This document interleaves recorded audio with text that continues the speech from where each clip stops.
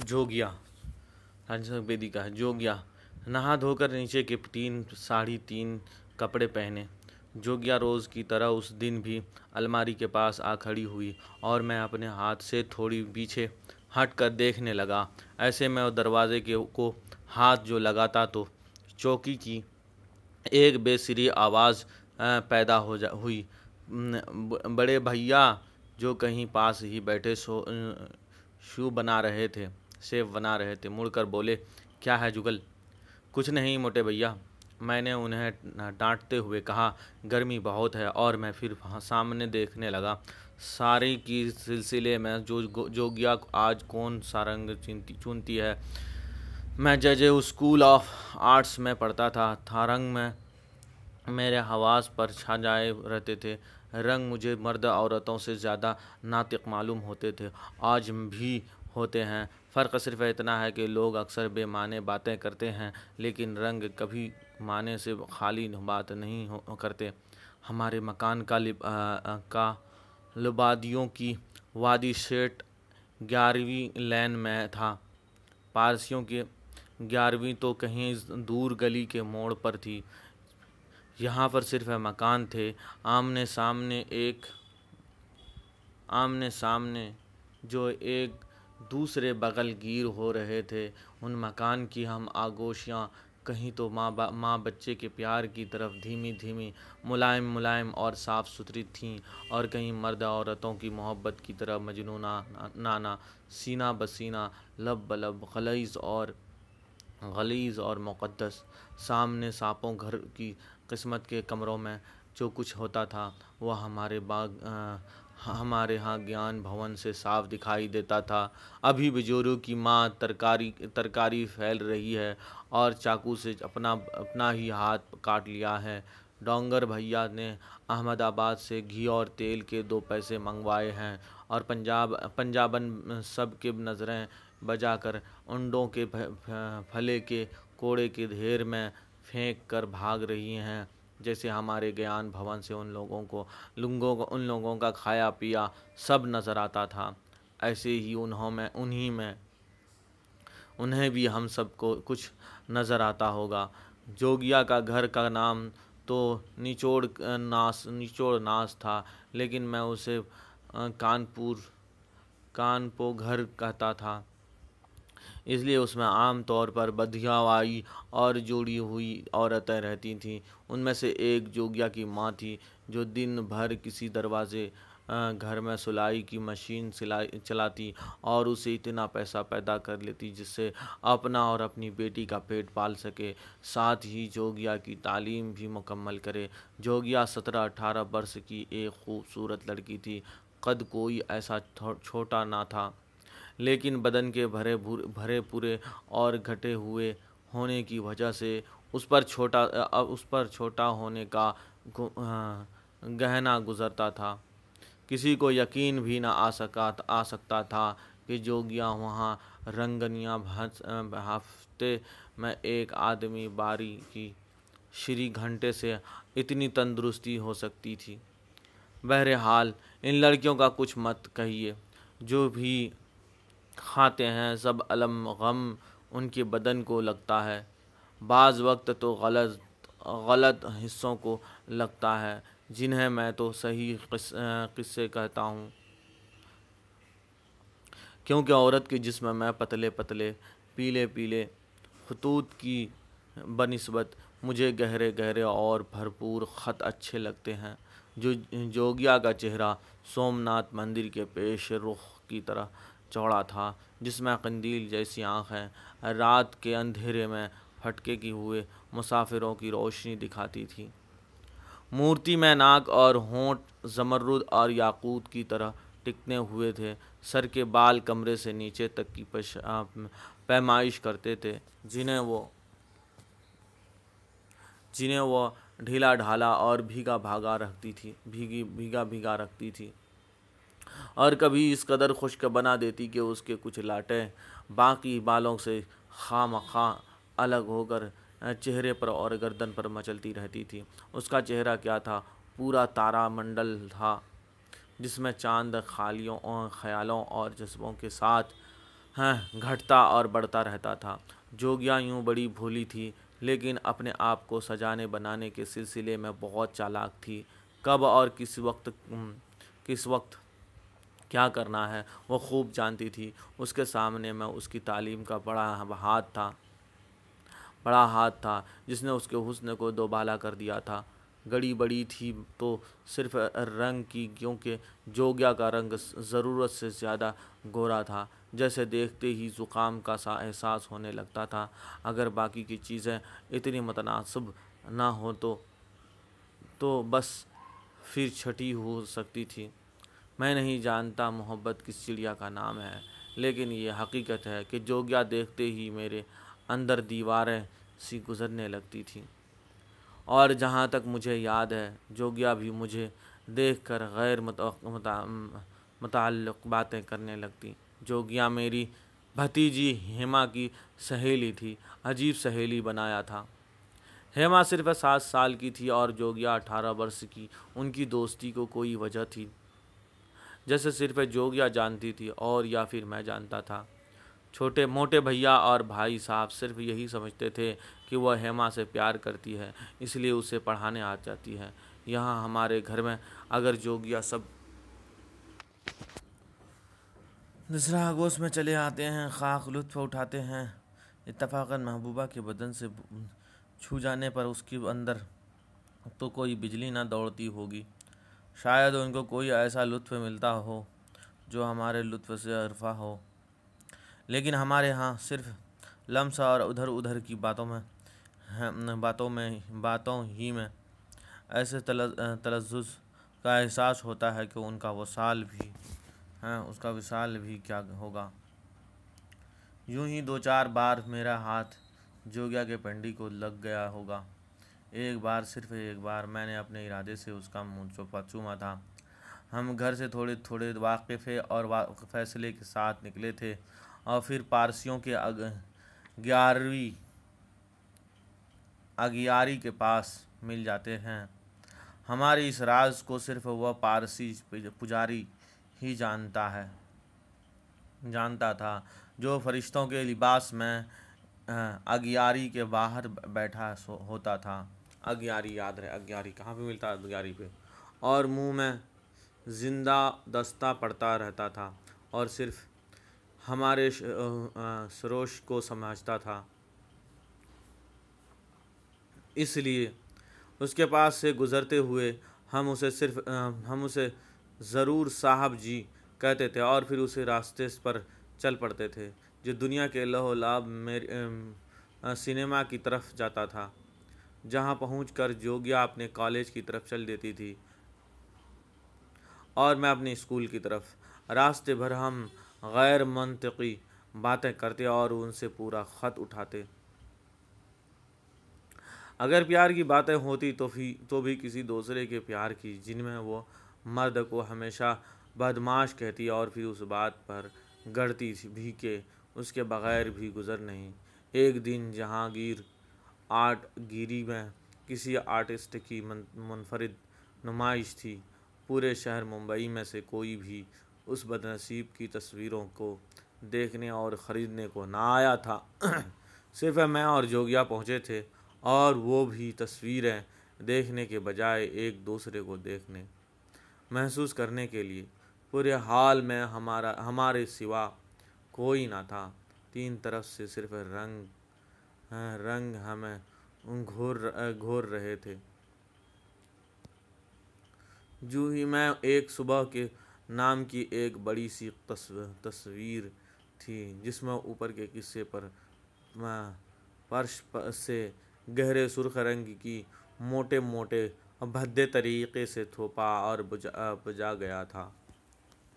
उसने हमारे रूहों तक में इल्तिहाब पैदा कर दिया था। तस्वीर के नीचे एक स्टूल सा पड़ा था जिस पर जोगिया किसी अंदरूनी थकान के एहसास से बैठ गई। उसकी सांस कदरे तेज़ी थी और मैं जानता था कि मोहब्बत में एक कदम भी बाज़ औक़ात सैकड़ों फरस्त होता है और आदमी चलने से पहले थक जाता है।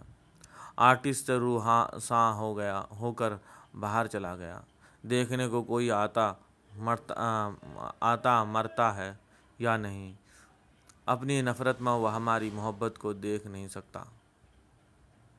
जब ही हम दोनों के अकेलेपन ने सारे हाल को भर दिया। उसी दिन मैंने जोग्या से सब कह देना चाहा। हम दोनों ही प्यार की हेरो फेरियों से तंग आ चुके थे। चुनांचे मैंने एक कदम आगे बढ़ाया, ठटका और फिर स्टूल के पास जोग्या के पीछे खड़ा हो गया। मैं कह भी सका तो बस इतना, जोग्या मैं तुम्हें एक लतीफ़ा सुनाऊं? सामने आके सुनाओ, जोग्या बोली। मैंने कहा, लतीफ़ा ही ऐसा है। जोग्या मेरी तरफ देखे बगैर ही उसे मेरी हैज़-ओ-बेज़ का अंदाज़ा हो चुका था और मुझे पीछे इस कानों की लौ से उसकी मुस्कुराहट दिखाई दे रही थी। आखिर मैंने लतीफ़ा शुरू कर दिया। एक बहुत सी डरपोक किस्म का प्रेमी था। जोग्या के संभलने ही से उसकी दिलचस्पी का अंदाज़ा हो रहा था। फिर मैंने कहा, वो किसी तरह भी अपने प्रेमिका को अपना प्यार ना जता सकता था। उस पर जोगिया ने 3/4 में सिर्फ मेरी तरफ देखा। तो लतीफ़ा सुना रहे हो? हाँ, मैंने कुछ खफीफ होते हुए कहा। और जोगिया फिर सीधी होकर बैठ गई, मुंतज़िर एक ऐसा इंतज़ार जो बहुत ही लंबा हो गया था, जिसमें लम्हात के शरारे किसी बारूदे से फूट फूट कर निकल रहे थे, खुला में फट रहे थे और आखिर मादूमियत का हिस्सा होते जा रहे थे। जब भी हाउस में एक सुबह मैं लाल रंग की बीच की सूरज की किरणें नीचे समुंदर की सियाहों में डाली हुई कश्ती पर पड़ी और मैंने कहा, वो लड़की अपने प्रेमी से तंग आ गई।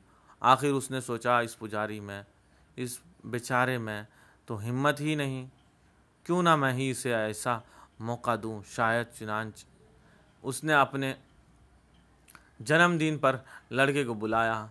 लड़का आया, फिर गुलदस्ता भी लाया। जैसे हाथ में लेते हुए उसकी प्रेमिका ने कहा, है कितना प्यारा है ये, ओ है आधे में गुलाबी गुलाबी में सब्ज रंग फूल। फिर जोगिया की बेसब्री पीछे से भी दिखाई दे रही थी। उनके बदले तो कोई मेरा मुंह भी चूम ले। फिर लड़की ने अपना मुंह थोड़ा आगे कर दिया, मगर और लड़का बाहर जा रहा था दरवाजे की तरफ। हे भगवान! जोगिया ने हाथ अपने माथे पर मार लिया। मैंने अपना बयान जारी रखते हुए कहा। लड़की बोली, कहाँ जा रहे हो? लाली ने दरवाजे के पास मुड़ते हुए कहा, और फूल लेने। उससे पहले कि जोगिया हंसती, फिर उसका इंतज़ार बदहैयत से पुरछा जाता है। मैंने पीछे से उसके दोनों बाजू पकड़कर उसका मुंह चूम लिया था। अब जोगिया बनावटी गुस्से से मुझे हल्के हल्के थपड़ाते लगी रही थी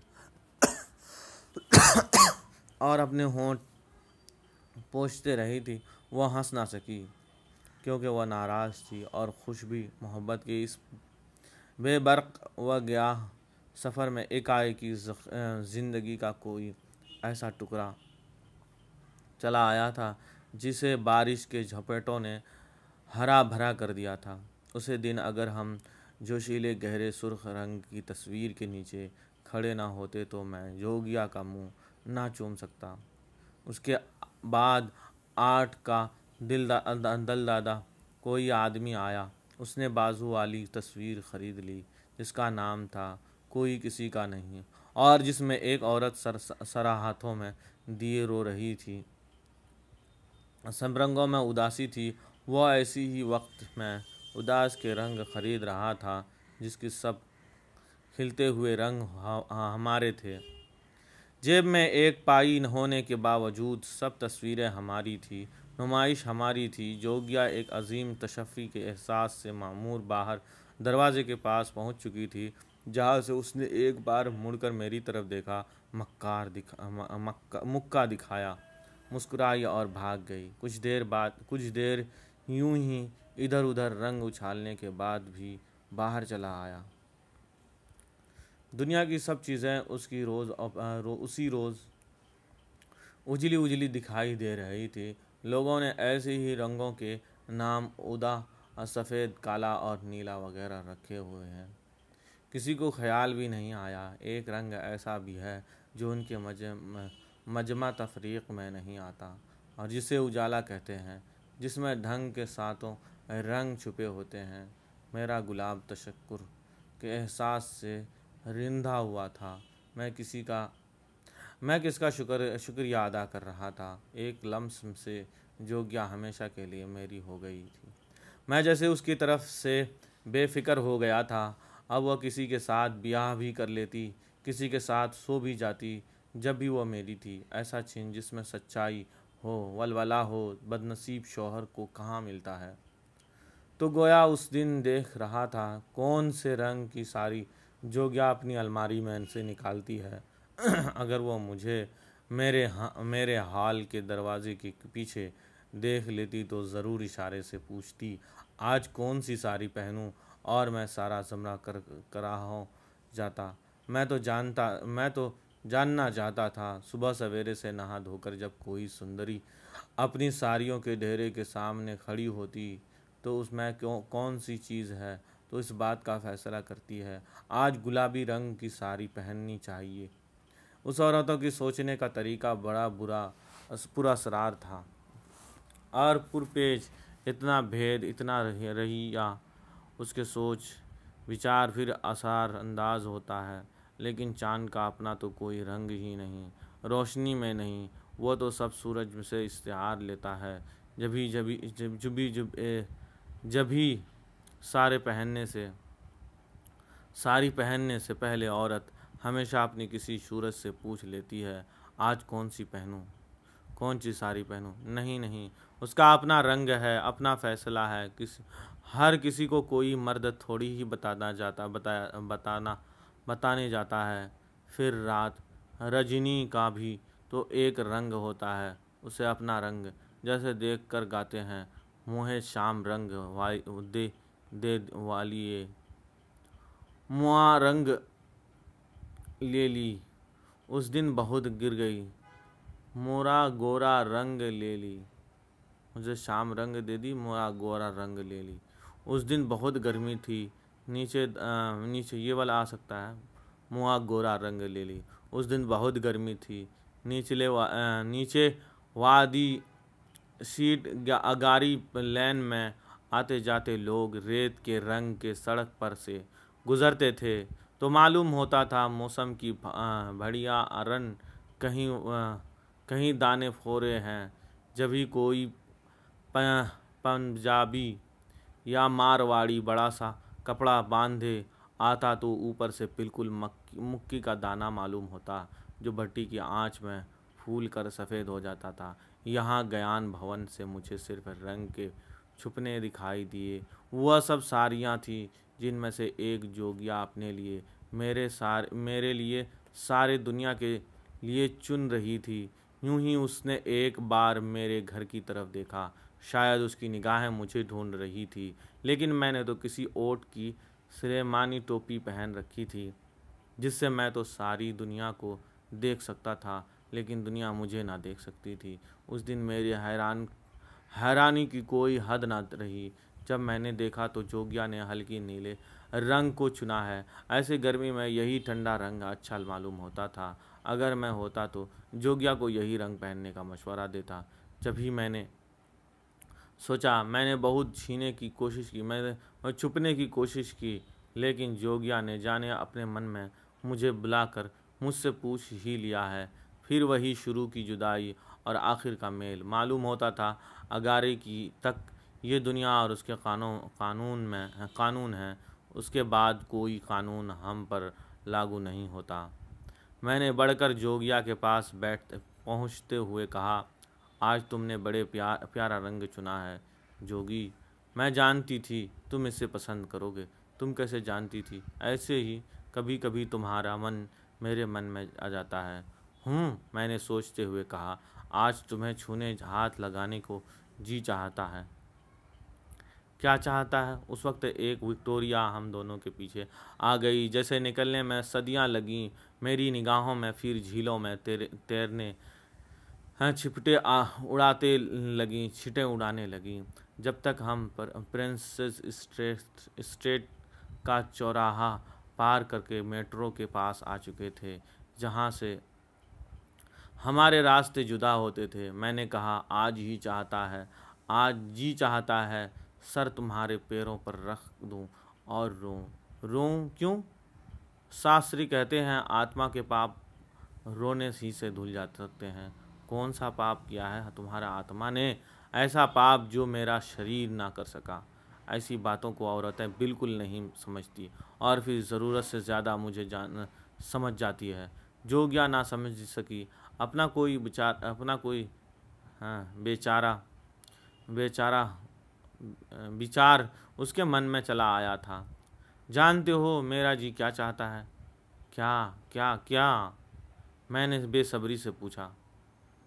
चाहता है, इसने अपनी हल्की नीले रंग के साड़ी की तरफ इशारा करते हुए कहा, तुम्हें इसमें छुपा कर इस अंबरों पर उड़ा ले जाऊं, जहां से आप ही वापस आऊं, ना तुम्हें आने दूं। और ये कहते हुए जोगिया ने एक बार ऊपर हल्के से नीले रंग के आसमान की तरफ देखा, जहां से वो कभी आई थी। मैं कुछ देर के लिए वहीं थम गया और खुशनसीबों के बारे में सोचने लगा, जिन्हें जोगिया ऐसी सुंदरियां अपने दामन में छुपाकर अंबरों पर ले जाने गई, जहां से वह खुद ना आई और ना उन्हें आने दिया। खुदा भी उसके पास से गुजरे तो एक सर्द आह भरकर चला गया। मुड़ के देखा तो जोगिया जा चुकी थी। अंबर तो कहाँ, जोगिया मुझे तपती ज़मीन और टूटी फूटी सड़क पर एक तरफ अकेली बेयारो मददगार छोड़ गई थी, जिसका एहसास मुझे ख़ास देर के बाद हुआ। हिद्दत से खपटी हुई सड़क की दरारों में घूरा गाड़ियों के बड़े बड़े पहिए फिसल रहे थे। उसके डराइयों पेशानियों पर से पेशान पोंछते इधर उधर थपड़े सुनाते हुए आ जा रहे थे। जभी मैंने देखा, खुनुक आप किसी कोई यानी ठंडी आप किसी कोई मौज चली आ रही है। वह कोई और मौज उन लड़की थी, जवान लड़की थी, कोई और जवान लड़की थी। लाबनी ऊंची बाब किए हुए बाल, दह हल्के नीले रंग का शलवार पहने हुए। चंद कदम आगे गया तो एक नहीं 2 3 4 औरतें हल्के नीले रंग के कपड़े पहने हुए शॉपिंग करती फिर रही थी। ये तजुर्बा मुझे पहली बार नहीं हुआ था। उससे पहले भी एक बार क्राफोर्ड मार्केट के इलाके में आने जाने वाले सब औरतों से धानी लिबास पहन रखा था। फ़र्क था तो सिर्फ इतना कि किसी की ओढ़नी धानी थी और किसी की सारी स्कर्ट भी धानी थे। और मैं सोचता रह गया था।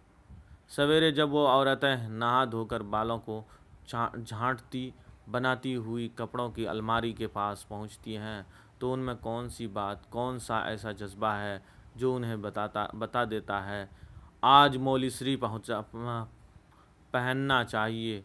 तो मुझ में तो समझ में आता है कि एक दिन कोई नारंगी रंग इस्तेमाल करती है तो फिर उससे उसकी तबीयत उब जाती है और फिर दूसरे दिन उसके हाथ अपने किसी दूसरे रंग की तरह उड़ जाता है। मसलन सरसों का शपला रंग, कंपाई की रंग, गुल अनारी का सनी फिरोज़ी। लेकिन वह कौन सा बेतार बरक़ी कामल है जिसे वह सब एक दूसरे को बताती है और फिर एकाएकी पूरा बाज़ार, पूरा संसार एक ही रंग से रंग जाता है। शायद ये मौसम की बात है, वैसे ही चाँद की दिल की। शायद कोई मुरव्वजा फ़ैशन, किसी एक्टर्स का लिबास है जो उसके इंतखाब में दखल रहता है। नहीं, ऐसा कोई बात नहीं। बाज़ औक़ात वो रंगारंग कपड़े भी पहनती हैं और क्या वो मर्दों की आंखों में सामने लहरा देती हैं। उस दिन सबकी साड़ियाँ हल्के नीले रंग की देखकर मेरी आंखों को यकीन नहीं आ रहा था कि समझ का शमा भर भी दिमाग में ना घुस सकता था। मैं स्कूल पहुंचा तो एक क्लास ख़त्म हो चुकी थी। लड़के लड़कियां बाहर आ रहे थे। कुछ आकर कंपाउंड में गुलमहर की नीचे खड़े हो गए। उनमें से साक्षी भी थी। साक्षी किरदार देखिएगा, साक्षी भी थी। उसकी स्कर्ट का भी रंग नीला था। अगर हेमंत मेरा दोस्त वहाँ ना मिल जाता तो मैं हेमंत भी एक दोस्त वहाँ ना मिल जाता तो मैं पागल हो जाता। हेमंत यूँ खिज़ा को कहते हैं, लेकिन वो हेमंत खिज़ा को कहते हैं, लेकिन वह हकीकत में दासनत था। बाहर जो उस पर हमेशा छाई रहती थी, दुनिया भर में कहीं किसी जगह भी एक ही मौसम नहीं रहता और ना उसके रंग रहता है, लेकिन उसके चेहरे पर हमेशा एक ही सी हंसी रहती थी, जिसके कारण हम उसे कहा करते थे, साले चाहे कितना ज़ोर लगा ले, तू कभी आर्टिस्ट नहीं बन सकता। क्या तुझ पर गिरबयां फाड़ कर बाहर भाग जाने को नौबत आई है? बेबसी में तशब्बी हाथ तूने हवा में फैलाए हैं और अपने बाल नोचे हैं। क्या तेरे बदन पर एकाएकी लाखों टिड्डी रेंगते हैं? रात के वक्त अंधेरे में चमगादड़ तुझ पर छिपते हैं और अपना मुंह तेज शेक रक्त से लगाकर तेज खून पर चौसा है। क्या तुम उस वक्त बच्चों की तरह रोया है जब तेरी तस्वीर इनामी मुकाबले में अव्वल आई? क्या तुझे एहसास हुआ है कि माँ बाप होते हुए भी यतीम है और दोस्त एक एक करके तुझे अंधेरे कुएं में धकेल कर चल देते हैं? क्या तूने जाना है कि जिस मुसव्विर को सूली पर चढ़ाया गया था वो तो था तेरे चेहरे पर सियाहतों छपी हुई हैं। तेरे खदो खाल इतने सख्त घनावने और ताकतवर हुए हैं जितने मेक्सिको के म्यूज़ियम का। क्या तुझे हर लंबोतरी चीज़ एक लंग और एक पेड़ी की कांत यूनी मालूम होती है, जिससे मतवाहिश होकर आज फिर मैंने उसे बताया शहर की सब औरतें हल्का नीला लिबास पहने निकल आई है। हेमंत ने अपने दांत दिखाए और हंस में मालूम मेरा मजाक उड़ाने लगा और मुझे साधन का अंधा समझता था, जिस हर तरफ उसको बिखर देता था। हेमंत का मतलब होता है जरखेज़। हेमंत यूँ तो खिज़ा को कहते हैं। मैंने साक्षी की तरफ इशारा किया, जिसे हम मॉडल कहा करते थे। वह आज तक किसी को मॉडल ना बनी थी, लेकिन उसके बदन के खतूत बिल्कुल वैसी लड़कियों से थे। मैंने कहा, देखो आज भी हल्के नीले रंग का स्कर्ट पहने हो। हेमंत ने कुछ न कहा। वह मेरे हाथ पकड़कर घिसता हुआ कंपाउंड से लॉन पर आया और जो बाम के पेड़ों से पता पड़ा था, वहाँ एक किनारे पर पहुंचकर वह बाड़ के पीछे खड़ा हो गया, जहाँ से सामने सड़क दिखाई देती थी। एक रास्ता क्राफोर्ड मार्केट की तरफ जाता था और दूसरा विक्टोरिया ट्रांसमिशन हॉर्नबी रोड की तरफ जाता था। वह साबित कर चुका था कि ये सब मेरा वहम है। वहाँ पहुँचे तो कोई औरत ही ना थी। अगर औरत अपने मर्दों को हल्के नीले रंग के साड़ियों में छुपाकर ऊपर और अंबरों पर उड़ा गई होती तो वहाँ मर्द नज़र आते, लेकिन चारों तरफ मर्द ही मर्द थे और यूँ घूम फिर रहे थे जैसे किसी औरत से सरोकार ही नहीं। कोई लांबा था, कोई नाटा था, कोई खूबसूरत, कोई बदसूरत, कोई नरेला, और ये सब भाग रहे थे जैसे उन्हें किसी औरत को जवाब नहीं देना है। जब ये इधर से जैसे लोहे की बनी हुई घायन गर्दारी जिससे हमारे रंग का शटाल लगा हो रखा था, उसकी तरफ इशारा करते हुए मैंने हेमंत से बोला, पहचान अपनी उस माँ को। मैंने बेकार की गद्दारी की। मैं जब भी मेरी बदकिस्मती से एक सेडान सामने पारसीदारों के वाले के हाँ रुकी। मैंने अधेड़ उम्र की एक औरत बैठी थी। वो इस समाज की नुमाइंदा थी जिसके पास न सिर्फ कपड़े होते हैं बल्कि बेशुमार होते हैं और रंग इतना अनवा के वो बौखला जाती है। इसीलिए जब वह अपने वार्डरोब के सामने खड़ी होती हैं तो उन्हें सिंदूरियों का वो बेतार बरक़ी का पैगाम नहीं आता। उनके हालात और ख़रीदारी की होती है, जिससे सामने कोई दुकानदार अलवा अक़साम का ढेर लगा दे, वह उनमें से कुछ भी ना चुन सके। वह औरत खूब लेपी पोती होती थी। उसने एक शोला रंग साड़ी पहन रखी थी। 50 फीट चौड़ी सड़क की उस पार से मुझे उसके वजह से गर्मी लग रही थी, लेकिन उसे इस बात का एहसास न था कि बाहर आग बरस रही है जिनमें ऐसा शोला सा सारंग ना चलेगा। इस औरत का नौकर, जो थोड़ी देर पहले पुरमट के कागज़ संभालता हुआ अंदर गया, एक नौकरी में कुछ विस्की और चंद बोयरी की बोतलें रखते हुए बाहर चला आया और डिक्की खोल कर उसमें रखने लगा।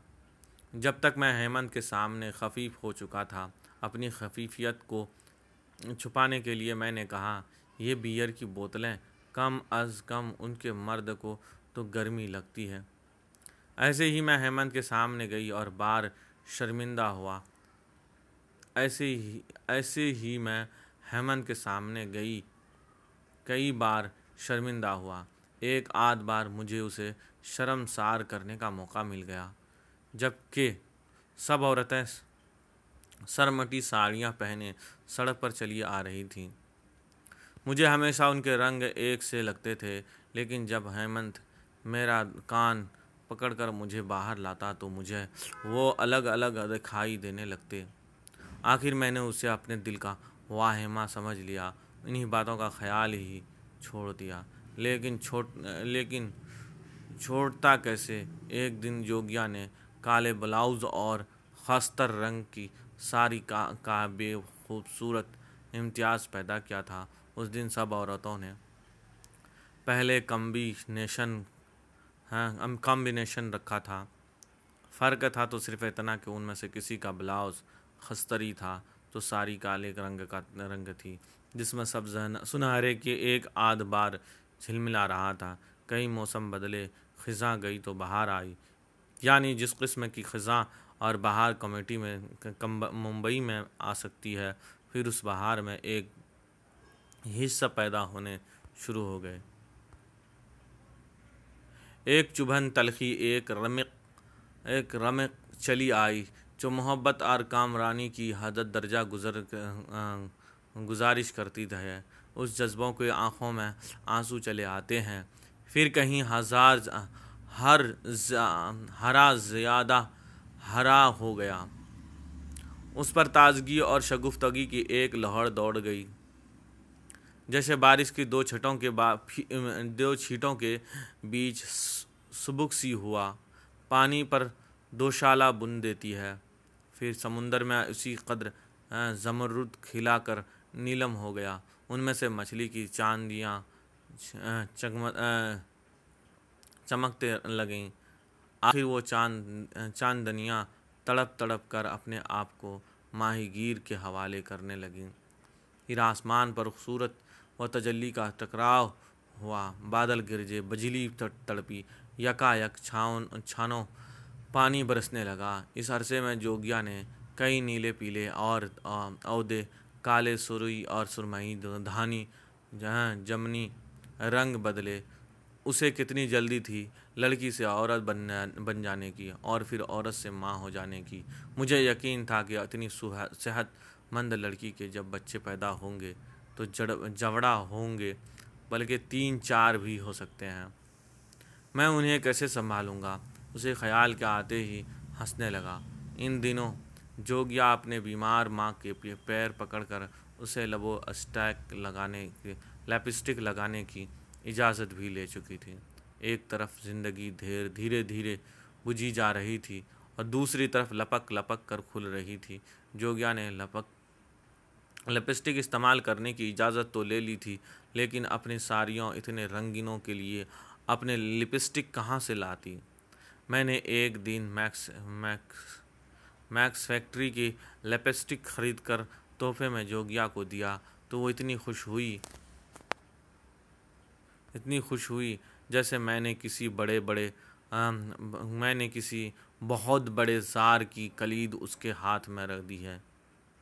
वो भूल ही गई कि वह मेरे साथ गरगाम के तराम के पट्टे पर खड़ी है। वह मुझसे लिपट गई और इसे फ़ौरन ही बाद उसकी आंखें मेलो और अंदर में धुंस गई और नमी सी बाहर झिलने लगी।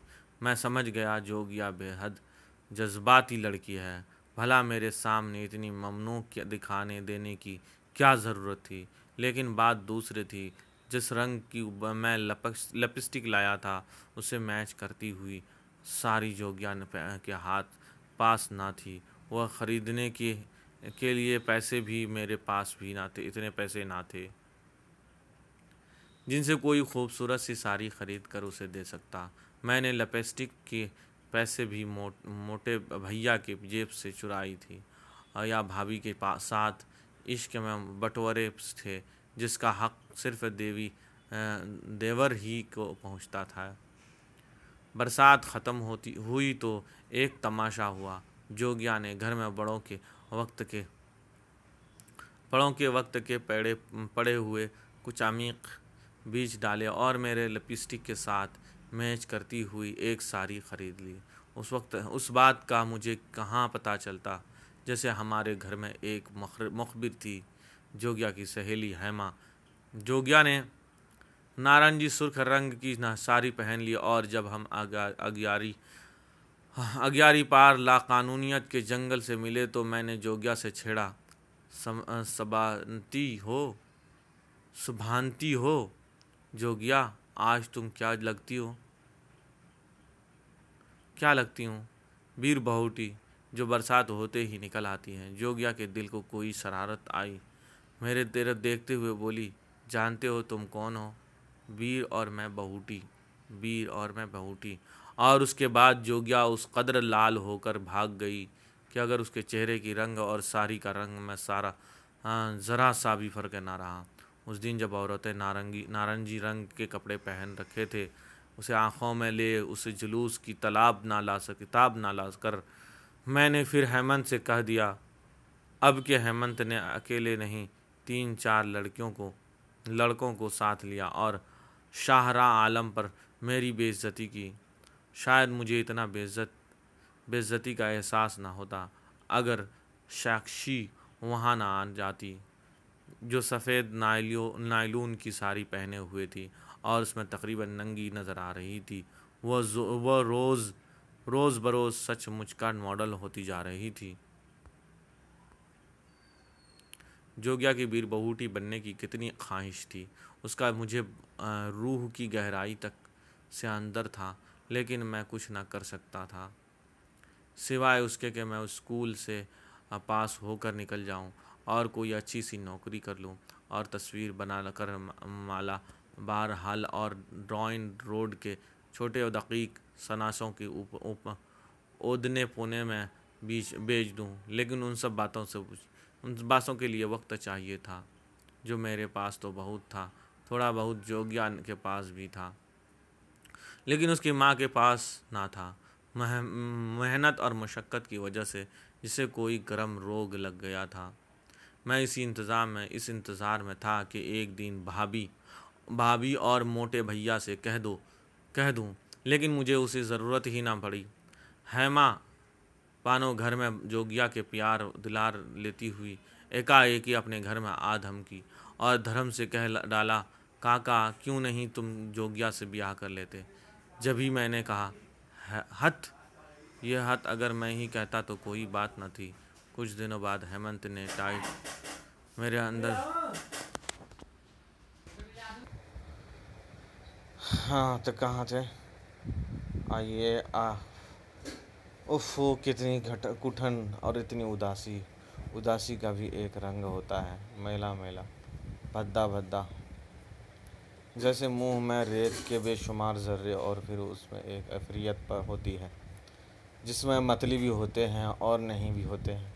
आखिरी आदमी वहाँ पहुँच जाता है जहाँ से एहसास की हदें ख़त्म हो जाती हैं और रंगों की पहचान जाती रहती है। सुबह उठा तो मेरा उस घर, उस शहर, उस दुनिया से भाग जाने को जी चाहता था। अगर जोगिया की माँ ना होती और वो मेरे साथ चलने को तैयार हो जाती तो मैं उसे लेकर कहीं निकल जाता।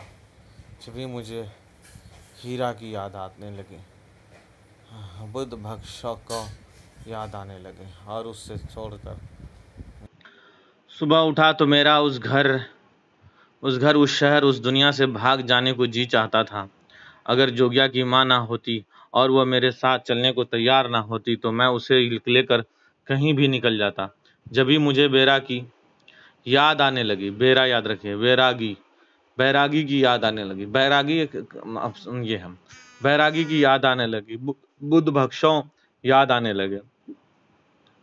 उस दुनिया को छोड़ देते हैं और कहीं से भी भक्षका लेकर अपने पेट में डाल लेते हैं और फिर बैठकर ओम ओम मनोपदम पद्मे का विरद करने लगते हैं। ओम मनोपद्मे का विरद करने लगते हैं। मैं वाकई उसी दुनिया को छोड़ न देना चाहता था, लेकिन सामने पापनो घर में जोगिया के फ्लैट का दरवाज़ा खुला और जोगिया मुझे सामने नजर आई। ऐसा मालूम होता था जैसे वह रातों नहीं सोई। उसके बाल बेहद रूखे थे और यूं ही इधर उधर चेहरे और गले में पड़े थे। उसके कंघी उठाए और बालों में कबोदी। कुछ देर में वह अलमारी के पास जा पहुंची। मैं स्कूल की तरफ जा रहा था। रास्ते में ये सब औरतों ने कपड़े पहने रखे थे, उन्हें किसी ने बताया था। वह उदास थी, जैसे जिंदगी की माहियत जान लेने पर उन्हें भी कोई बेराग हो गया था। उसके हाथों में घड़ताल थी, मुंह में भजन थे जो न किसी को दिखाई दे रहे थे और न सुनाई दे रहे थे। वह भक्षक बनी एक दरवाजे से दूसरे दरवाजे पर जा रही थी और उन्हें खटखटा रही थी, लेकिन उसके भरे शहर मुंबई में कोई उन्हें भिक्षा देने के लिए बाहर न आ रहा था। स्कूल पहुंचा तो हेमंत बदस्तूर हंस रहा था। आज उसने पहल की, बोला, शहर की औरतों ने आज क्या रंग पहन रखा है। मैं उससे बेहस आदमी को जवाब ना देना चाहता था, लेकिन अपने आप ही मेरे मुंह से निकल गया। आज सब जोगनें बन गई हैं, सबने बेराग ले लिया है, जोगिया पहन लिया है। उस दिन मैं उसे और साक्षी को गुलमहर के नीचे से पाम के पेड़ों में से घिसता हुआ बाड़ के पास ले गया। सामने सड़क चल रही थी और उस पर इंसान के पुतले साकित थे। उन सब बेराग पाल या था। जोगिया कफनियां पहने बाला इरादा बेमकसद फटी फटी आंखों से घूर रहे थे, जैसे उस दुनिया में कोई मर्द नहीं, कोई औरत नहीं, जैसे उनको जवाब देना है। मैंने एक औरत की तरफ इशारा किया। वो जोगिया कपड़े पहने हाथ में कमंडल लिए जा रही थी। हेमंत खिलखिला हंसा। साथ से साक्षी भी हंसी, जिसने जेनियर पहन रखी थी, जीन्स पहन रखी थी। उसके कूल्हे उसके राने तक दिखाई दे रहे थे। वो पूरी तौर पर मॉडल बन चुकी थी। जब हेमंत की हंसी थमी तो उसने कहा, तुम बिल्कुल पागल हो गया है। जंगल कहाँ है जोगिया कपड़े? उस औरत ने एक ऊधी साड़ी पहन रखी है। वो कमंडल जो तुझे दिखाई देता है एक खूबसूरत पर्स है। साक्षी ने हेमंत से तायद की। मैं हवास बाख्ता सड़क पर खड़ा सामने देखता रहा। जब ये एक बस रुकी और उसमें से एक लड़की उतरी। ये कैसे हो सकता है? उसने अपने आप से कहा। वो जोगन है, जोगिया कपड़े पहने हुए हैं। मैंने कंधा हुआ, मैं अंधा हूँ। लेकिन अब आंखों पर यकीन करने के लिए मैं कुछ देर वहीं खड़ा रहा। कुछ देर के बाद मुझे यकीन हो गया और पीछे देखते हुए मैंने आवाज़ दी, हेमंत। लेकिन हेमंत और साक्षी एक दूसरे की बाह में बाह डाले अंदर जा चुके थे। उसके कह कहे सुनाई दे रहे थे। वो मुझे ऐसे ही बेयारो मददगार किसी सहरा के किनारे छोड़ गए थे, जिसे लोग किसी पागल आदमी को छोड़ देते हैं।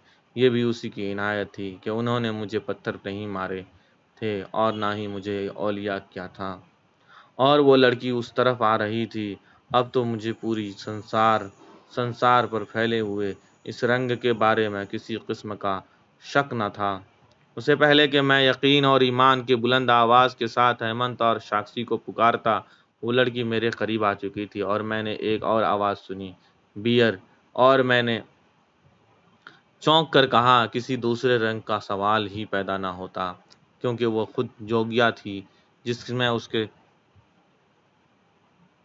जिसमें जोगिया का रंग की सारी अपना इंतखाब करते देखता था।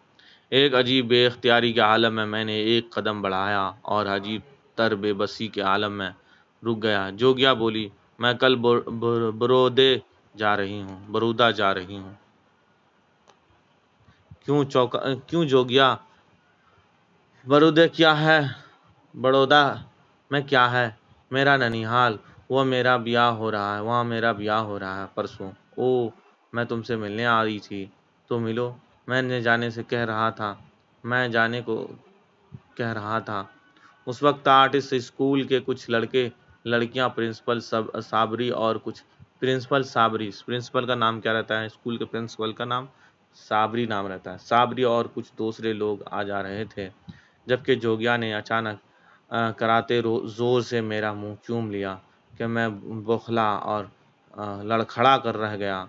और 18-19 वर्ष की लड़की की बजाय 45-40 वर्ष की एक भरपूर औरत बन गई थी। उसका बोसा कितना मुर्तइश था, कितनी मुक़द्दस शहवत थी उसमें। अगर कुछ लोग देख भी रहे थे तो हमें वो क्या दिखाई दे। वह देख भी रहे थे तो क्या कर सकते थे। जाते हुए जोगिया ने कहा, मेरे जाने के बाद तुम रोए तो मैं तुम्हें मारूंगी। हाँ, और साथ ही उसने मुझे मुक्का दिखाया और उसके बाद जोगिया चली गई। सवेरे ज्ञान भवन और बानपुर बामपो घर के सामने एक विक्टोरिया खड़ी थी, जिस पर बाजार का बोझ उठाने वाले कुछ सूटकेस और कुछ ट्रंक रख रहे थे, और कुछ यूं ही इधर उधर का सामान उस लोगों को रुखसत करने के लिए बाम्पू बापनो घर के सब लोग नीचे चले आए थे। लेकिन सामने ज्ञान भवन से मेरे सिवा कोई न आया था। मोटे भैया भाभी तो क्या आते, मासूम हैमा को भी उन्होंने गुस्ल खाने में बंद कर दिया था, जहाँ से उसके रोने की आवाज़ गली में आ रही थी। पहले बजूरिया की माँ और पंजा बन के सहारे योगिया की माँ उतरी गिरती पड़ी विक्टोरिया में बैठ गई। थोड़ा सांस दुरुस्त लिया और फिर सबकी तरफ हाथ जोड़ते हुए बोली, अच्छा बहनों, हम चलते हैं, भले तुम बसते रहे भले। और फिर आई जोगिया ने हल्के हल्के गुलाबी रंग की एक खूबसूरत साड़ी पहन रखी थी और गुलाब ही का फूल मेहनत और खूबसूरत से बनाए हुए जोड़े में टांग रखा था। और अभी विक्टोरिया बैठी भी ना थी कि अगारिया के पास पारसी पुरोहित इधर आ निकला। मैंने आदतन कहा, साहब जी। पारसी पुरोहित ने कहा, और फिर मुझे जोगिया को तकरीबन एक साथ खड़े देखकर मुस्कुराया, आशीर्वाद में हाथ उठाए और मुंह में जिंद उस्ताद का चाप को ता हुआ चला गया। चॉप करता हुआ चला गया। जोगिया गाड़ी में बैठी तो उसके होठों पर मुस्कुराहट थी। जब मैं भी मुस्कुरा दिया। खत्म हो गया अफसाना।